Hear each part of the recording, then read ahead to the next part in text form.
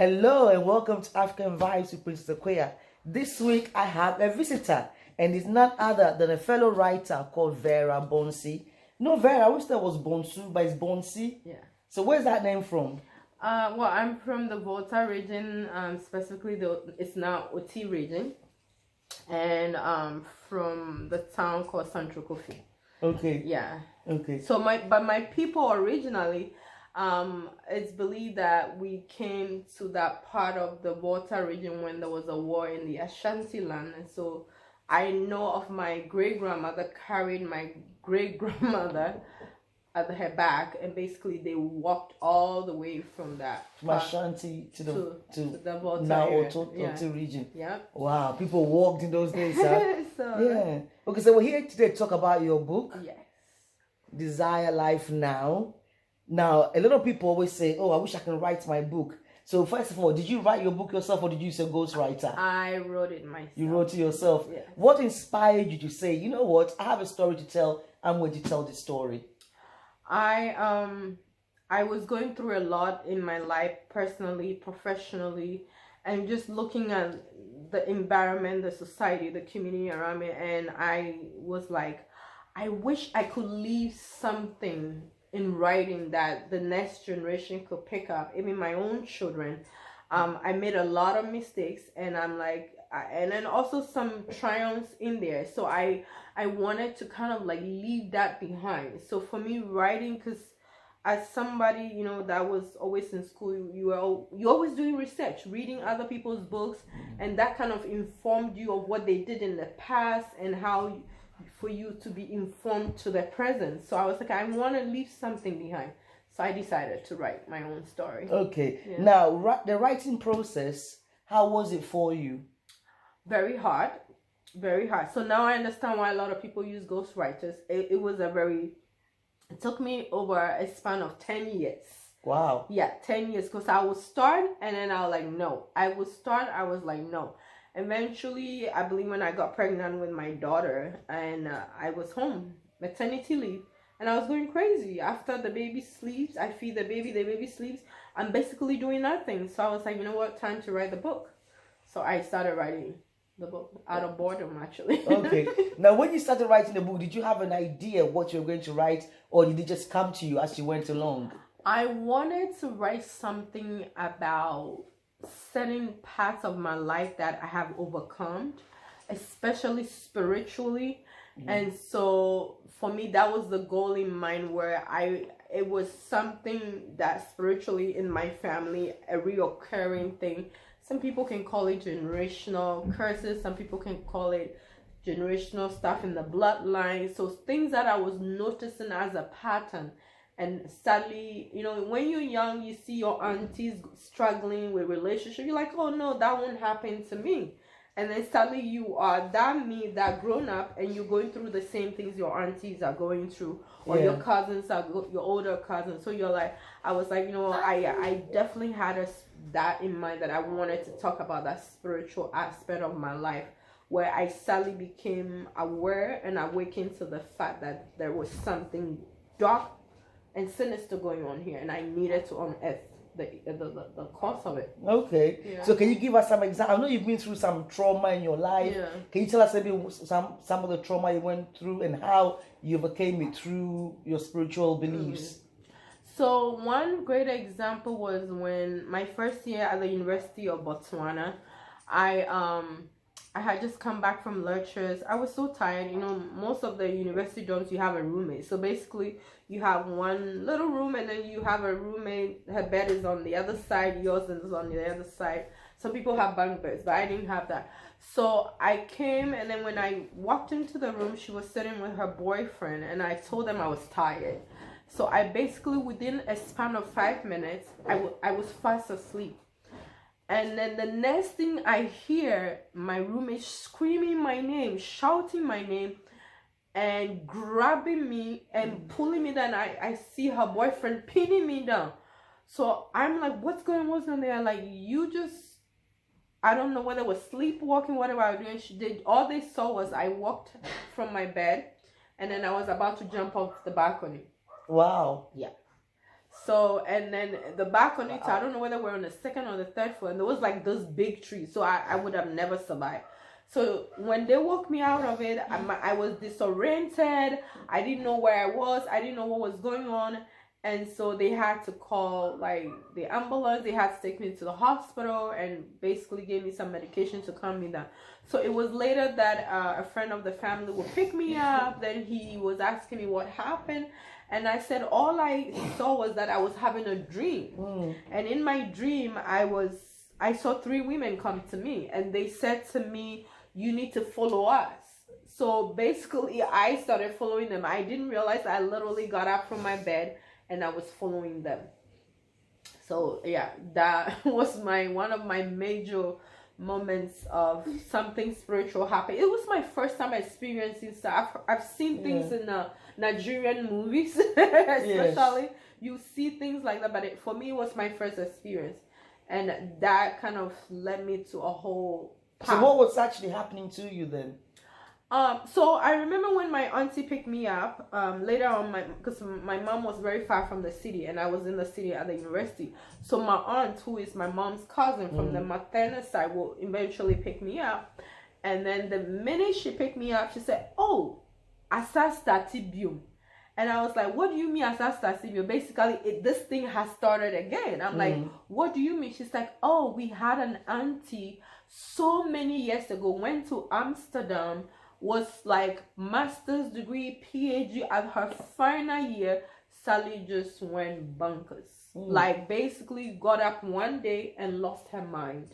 They literally had to put her in chains all the way from Amsterdam to Ghana. When they came, nothing could be done. She eventually passed away. So she basically started telling me that there's something going on in the family and go ask your mom. Basically, that's what she said to me. She's like, I don't understand why this thing keeps happening. She said usually happens to the brightest in the family, which the auntie that it happened to, actually she was named after the auntie because she never had kids. Right. And she passed away premature, so her mother named her after that auntie. So I was shocked. This was like the first time for me hearing that such things has been happening in the family.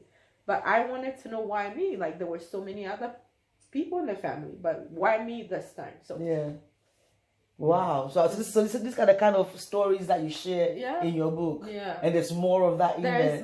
There is more. And one thing about, when things were happening to me, you always think, oh, it's just only me. Yeah. But once you start opening your mind to the world around, you realize people are going through things in their own different way. Some people are going through trauma, anxiety, depression. And then some families, you go, everybody is on bipolar medication, right? From the grandma to the father to the mother. And nobody asks questions. People just accept them like, oh, it's in the family. But I was like, no, this is not going to be my story. Yeah. I need it to change. So how has writing a book impacted your life? The number one thing that it did for me was healing. Right. Healing, it brought a lot of healing because I had to overcome a lot of the trauma. I mean, I was going for counseling. I was on anxiety medication for, having those breakdowns. But writing the book was like it's like a therapeutic for me. I healed from that. Sally owning that this is what has happened to me and I'm going to get better from here. And then most important, knowing that somebody is also going to pick up my book and will understand what they're going through and then heal or find answers to what they are going through. So yeah. And I was going to ask you about that, the kind of impact that the book has had on others. Because obviously you've been doing the book tours, you've had reviews and feedback. What kind of impact have people told you the book has had on them? I met this old lady and it was very emotional for me. So I went to Connecticut and my friend lives there. So she bought a whole bunch of the books and she was giving it out. So I had to order. And she said, you need to come meet this old lady because she was in home care. So I want to give a shout out to her, to Dee. And she was just buying my book. And then she's like, oh, I have so many orders for you. So I went all the way to Connecticut. She told me to meet this lady was about 94, 95. And I was so touched when she met me. She said, she basically was in tears. She said, if I knew what you shared in there, my life would have I would have lived a different life, because she said she went through life, she didn't have kids. I think with marriage, whatever, the relationships, nothing worked, and basically she's all by her own at the age of 90 something. And so she was telling me the story of her entire family. So she's like, I wish when she read my book that I knew like the information that you had. If I'd had it back then, I would have realized that there was something wrong when I was having those issues in my 20s, and that would have helped me to kind of transform my life or redirect my life towards a different path. So I was really touched when she said that to me, and I was really blessed to hear her say that, coming from a 90-something-year-old woman. Yeah, because it's nice to know that people are actually feeling the impact and getting something from it. Yeah.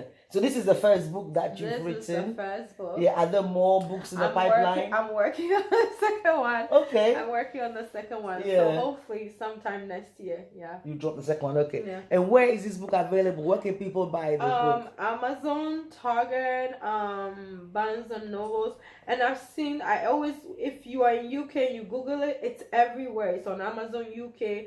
And I've seen so many interesting websites all the way to Germany. I've seen that. So my publisher is doing a great job where you can find it anywhere. You just have to put Vera Bonse in, or Desire Life Now, and wherever you are in the world, you should be able to grab it. For those in Ghana, I know they're always asking, but with the Amazon, you can get the Kindle version. Right. So yeah. And finally, the title. Why this title? How did you come about it? So it was a series of events where I wanted to end my life.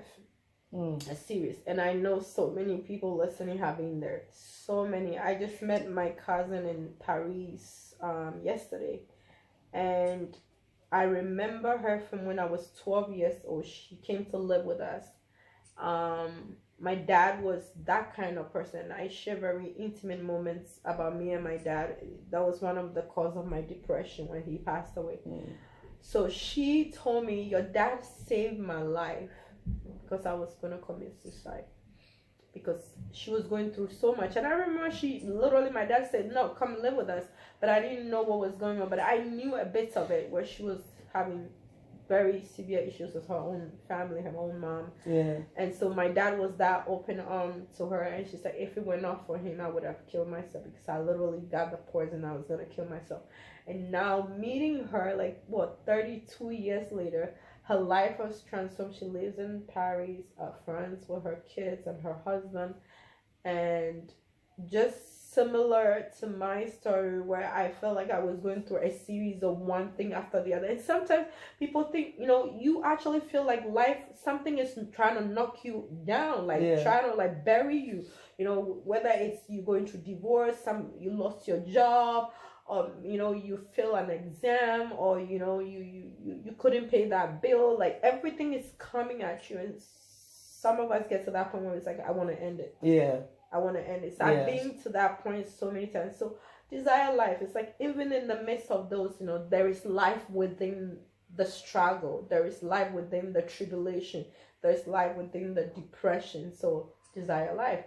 But then in order for that life to become because it's a force, life is a force. Yeah. But you got to overcome those things, in order to keep it going. Yeah. Well, thank you for sharing your book and your work with us. Thank you for coming here. Thank you. And how's London been? All the way from America, How's London been for you? You don't want to know. You want to ask my kids. I don't think she's enjoyed London very much.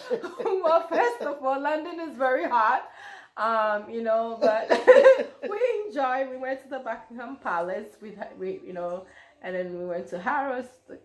She loves shopping, my daughter. Oh yeah, did you like Harrods?